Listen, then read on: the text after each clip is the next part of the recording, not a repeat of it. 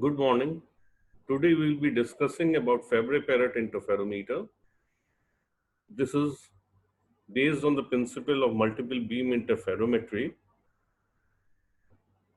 Basically, this interferometer is an optical cavity that has been created between the two thin polished mirrors. This cavity may be filled by air or any dielectric material. This interferometer has been named after Charles Fabry and Alfred Parrot, who invented this interferometer in 1899. And the name étalon has been derived from a French word which means measurement or gauge or a standard. This interferometer is widely used in telecommunications, lasers, spectroscopy, and used to determine the wavelength of light like all the other interferometers. This kind of a device has got two names. Sometimes it is called interferometer and sometimes we have heard the name étalon. When the distance between the two surfaces, when the distance between these two mirrors is fixed, then this is called étalon. And when we fix one of the surface and the other is movable, that means the distance between these two can be changed, that is called an interferometer. As I said, this is based on the principle of multiple beam interference. Each time the light comes on the second surface, it is partially transmitted and partially reflected. Again, after reflection from the first surface, it comes on the second one, from where it is partially transmitted and partially reflected.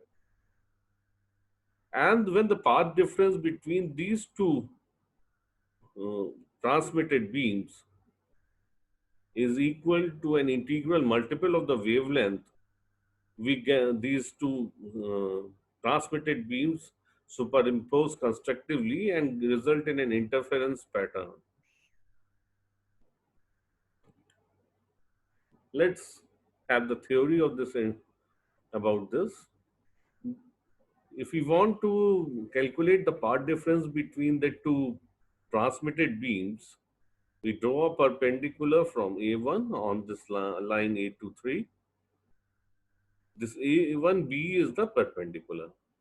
So the path difference between these two transmitted lines will be equal to A1 and A2 plus A2B. Like this path difference will be A1 A2 plus A2B. We consider this triangle A1B A2. This is a right angle triangle, a right angle that is B. And theta is the angle of incidence, and since angle of incidence is equal to angle of reflection, to this total angle A2 will be 2 theta. So considering this triangle, the cos of this 2 theta angle is equal to A2B upon A1 A2. Cross multiplying, we get A2B is equal to A1 A2 cos 2 theta. Substituting this A2B into the path difference equation, the path difference becomes A1 A2 plus A1 A2 cos theta. On simplifying, we get this path difference as twice of A1 A2 cos square theta. From this triangle, suppose we join this and take this triangle, then this angle is theta, then D is equal to A1 A2 cos theta. Substituting this D in this equation, the path difference becomes 2D cos theta. Suppose if this medium between the two surfaces is air, then the refractive index is 1, so there is no problem for that. If we have any other medium apart from air, we need to take into account the refractive index of the medium. So we introduce the refractive index of the medium into the path difference equation. The resultant path difference is now 2 mu d cos theta. When this path difference is equal to an integral multiple or an even multiple, then we get the constructive interference and maxima. And when this is equal to an odd multiple, we get destructive interference or minima. This interferometer is used to calculate the difference between the two sodium lines, that is D1 and D2, having wavelengths of 5890 angstrom and 5896 angstrom.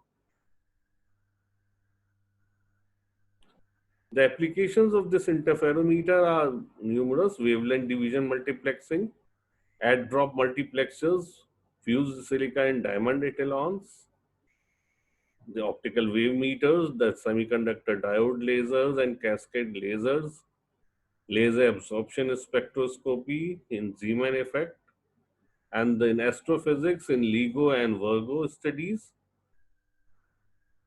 We have developed this presentation. We have referred to things: the Wikipedia article on Fabry-Perot interferometer and the book by A.K. Khattak.